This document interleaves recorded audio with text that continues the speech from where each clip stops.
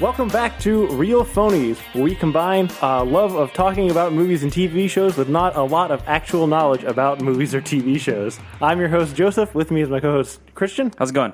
So we're going to hit you with some of the news from the last week. The first thing coming out of Hollywood is they got a new Aquaman trailer, an extended trailer. Yeah, it's like very long. Is it like 4 minutes? I think it's 5 minutes. I think it's 5 minutes long. But it looks really fucking fun. It looks like a ton of fun. I watched it with my wife, and she was really into the underwater parts. Yeah. She didn't dig the land parts so much. Mm-hmm. I'm not necessarily the opposite. I just really dug the land parts because it all had black mana in it, and he looks so good to me. That's fair. I really like this trailer, though. I'm still not sure about the actual laser beam effect. That's fair. But I really like the costumes. Yeah, it's very good. And it does look like it's going to fall into what you had hoped this movie was. Yeah. Which is, kind of Indiana Jonesy. Mm-hmm. Like, they even had, like, the puzzle piece in the old, it looked very Indiana Jonesy. Thing. The orange costume was the best part. It looks good, man. It works. And Jason Momoa hopefully can pull it off. I know you and I have both shared our worries, concerns about his acting ability, but it doesn't seem like they're asking a lot out of Jason Momoa. It seems like he's supposed to be like approachable and broy, and it's kind of what a normal guy would be is thrust into this situation. Do you think he's going to be able to pull off the king part? Because right now he's not king, and it seems to work fine. Reluctant leader hero. I mean, look, I think he's only going to have to be about 10 minutes of king in this movie. In this movie. But going forward, I don't know. But going forward, who knows if this fucking DC universe is even going to exist? That's fair. Listen to our last podcast. Maybe you find out. But yeah, man, I'm was initially, like, when we first heard about this movie and the casting, I was like, oh, this is a good cast, it's a good director. I'm excited about it. And then some of the early stuff came out, and I was like, oh no, this looks kind of cheesy and bad. Yeah. But now this new trailer, extended thing is out, and I'm back on board. I want to see this movie. I want to give them my money. I'm excited for it. I'm looking forward to it. So, I hope it's the birth of the new DC universe. Like that's a lot of weight to put on it, but it doesn't have to be all of that. It just needs to be like fun and enjoyable and a solid 2 hours at the movies. Not ones where I feel like I need to see my therapist after it, which is what the previous movies have been. It's dark and depressing. Every time I come out of a DC movie, I just think this is the dumbest piece of shit I've ever seen. But I guess I could tell my therapist that. Yeah, you could. I wasted 3 hours of the movies. I saw Batman vs. Superman this week. And now I'm wasting an hour and $200 telling you about it. Next up, we got the still shot out of the Mandalorian, the Jon Favreau Netflix show? No, it's Disney streaming service. I don't know why the fuck I can't remember. We've talked about it like the last 3 weeks. Yes. Disney Plus? Yeah, whatever it is. I don't remember what it's called. But yeah, it looks awesome. The one shot was great. The one thing I feel like at least all of us were concerned about it. Even though they had like $10 million per episode, it's still really hard to make a good looking show. Yeah.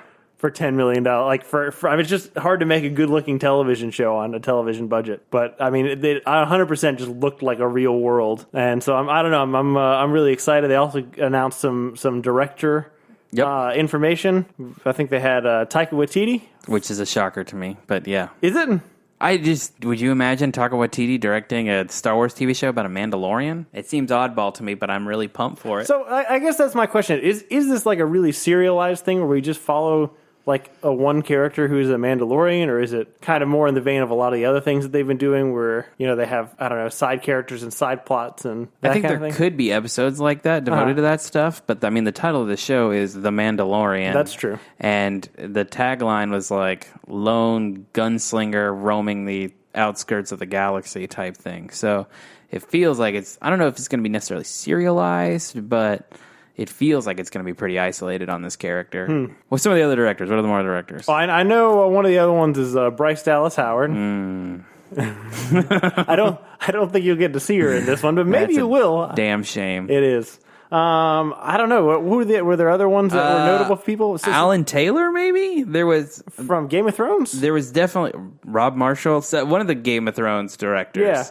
I can't remember which one. I feel like it's one of those two because I know it's one who's directed like several episodes. I think it's Alan Taylor. It might have been Alan Taylor, and then Jon Favreau. I think there was maybe between 5 or 7, and most of them were pretty notable people.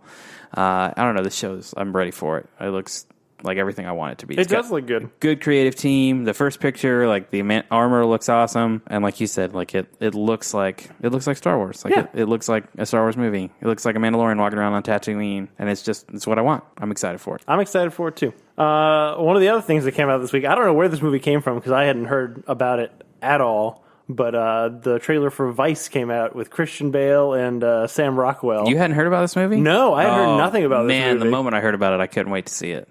So, do you want to tell us a little bit more about it? Yeah, it's made by Adam McKay, whose last film was The Big Short. Same writing team, I think. But they basically made a film about Dick Cheney and how he basically was running the country while George W. Bush was president of the United States. And starring Christian Bale, who's put on like 100 pounds. Amy Adams as his wife. Steve Carell as Donald Rumsfeld. And the best casting choice, which is Sam Rockwell as George W. Phenomenal. Bush. It's so good. I love the trailer. It looked like a lot of fun. It was so funny because, like, when I first watched the trailer, it took me a little bit because the mannerisms... But like, and I think it's just natural for Sam Rockwell. But the voice tics and the physical mannerisms for Sam Rockwell fit George W. Bush so well that I was like, that's not George Bush. That's no. I know who that is. It's another famous person. But I really I was like, oh, this is it fits so perfect. He looks like a young George Bush. He does. Like I mean, young, for when George Bush was. Yeah, I mean, I think they've got some prosthetics and hair things going on. But I mean. But you're right. Like his voice, because it's Sam Rockwell's voice with like a Texas accent. Yeah. And his mannerisms are things I feel like I've seen in other Sam Rockwell movies that just apply so perfectly to GW. Absolutely. Christian Bale looks pretty intimidating. Absolutely. He looks super menacing. Yeah, as Dick Cheney, which is appropriate.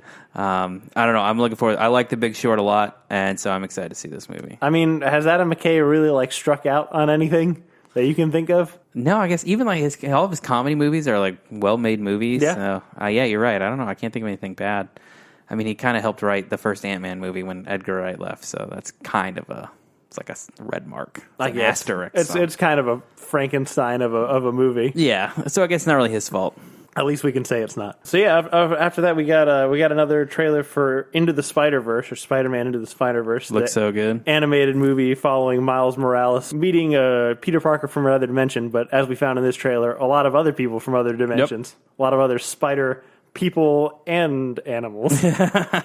So we had Miles Morales, Peter Parker, Spider-Gwen, Spider-Man Noir, Spider-Porker. Right? The pig? Is that what his name is? It's something along those lines. Yeah. I know what it is. I can't remember what it is.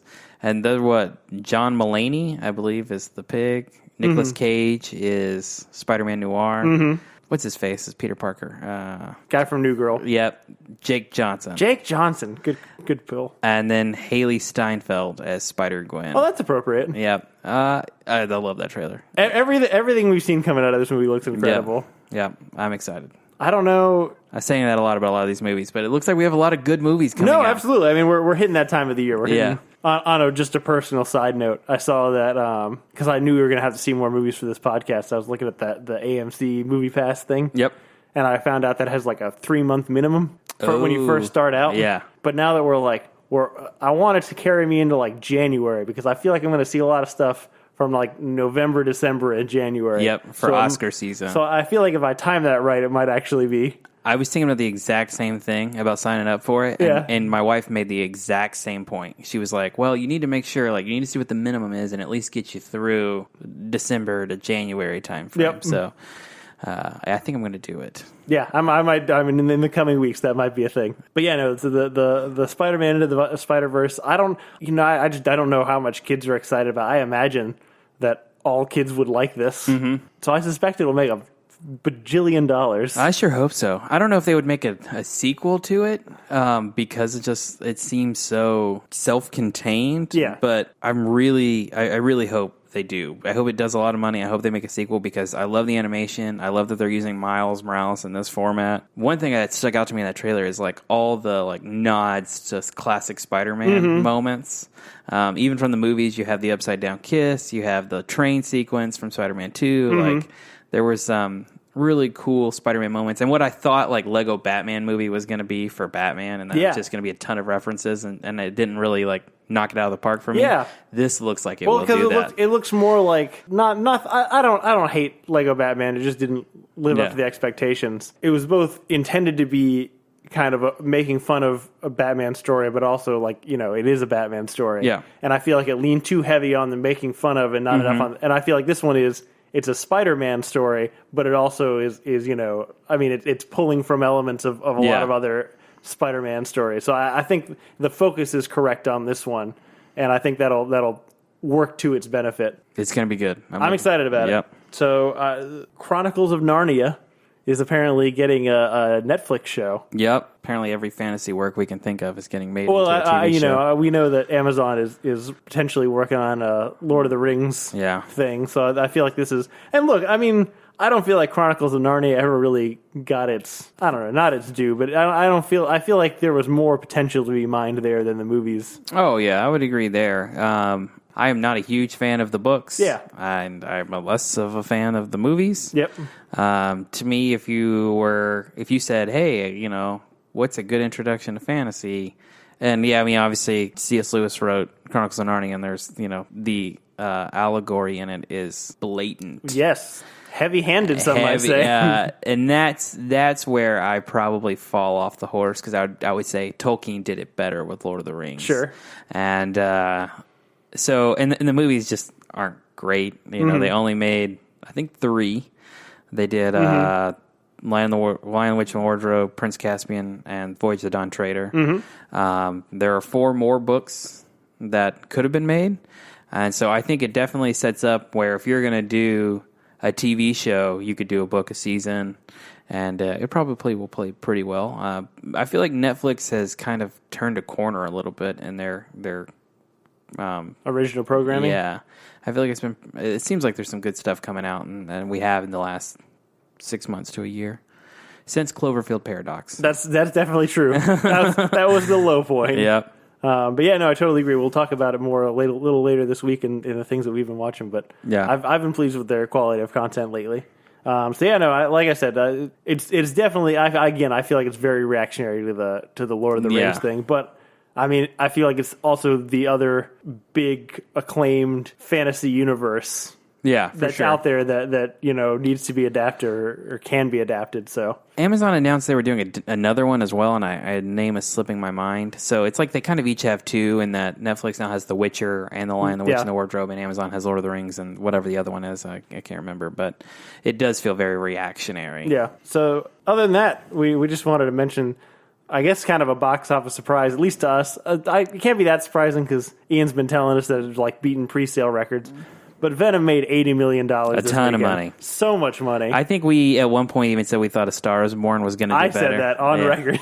It looked so bad in the trailer, and I haven't seen it, but I'm still going to say it's probably pretty bad. I have heard it is better than it looked in the trailer. I don't believe it until... Not like on a genuine level, but on like it's an entertainment? It's on an entertainment value. Fair enough.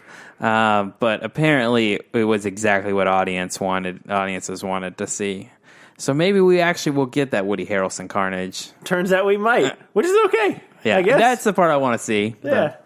It's something, man. But on that note, speaking of Stars Born, it made $41 million. I don't know how much they made that movie for, but I mean that's a pretty good pull. That's pretty good for like a rated R, like kind of like Oscar baity movie. I think it didn't seem like it would have like huge appeal. I don't know that I know a lot of people that were like really excited to see it. Yeah, except for us, right? Listen to our fall movie preview, goddammit. We were pretty stoked about it in that one. We were. Yeah. And, well, that's actually what our topic is going to be this week. So Christian and I both have some opinions on it, and maybe if you listen in, it'll affect whether you want to go see it or not, too. So that's it for the news this week. Tune in a little later this week, and we'll give you our review of A Star is Born. See you later. See you later, guys.